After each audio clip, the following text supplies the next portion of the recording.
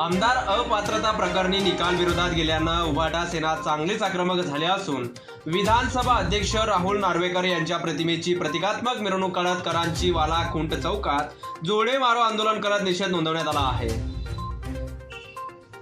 या निकालाच्या विरोधात सर्वोच्च न्यायालयात दाद मागणार असल्याची प्रतिक्रियाही ठाकरे सेनेचे जिल्हा प्रमुख अतुल सोनवणे यांनी प्रसारमाध्यमांशी बोलताना दिली आहे।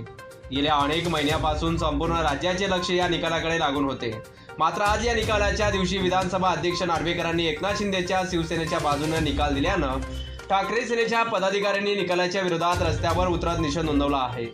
यावेळी सत्ताधाऱ्यांच्या विरोधात जोरदार घोषणाबाजीही करण्यात आली आहे। अध्यक्षपद हे एक घटनात्मक पद आहे, पण खोके सरकारच्या पिल्लू असणाऱ्या या विधानसभा अध्यक्ष राहुल नार्वेकरने शिवसेना पक्षप्रमुख आणि शिवसेनेवरती दावा दाखवून शिवसेनेचा जो हक्क आहे तो फेटाळलेला आहे। हा शिवसेनेला न्याय देण्याचं काम त्यांनी केलं नाही।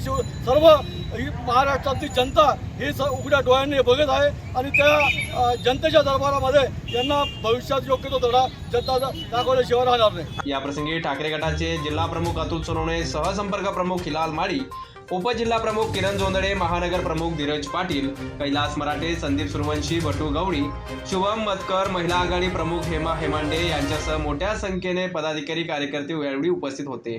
प्रतिनिधी सुनील निकम, माझा महाराष्ट्र न्यूज, धुळे।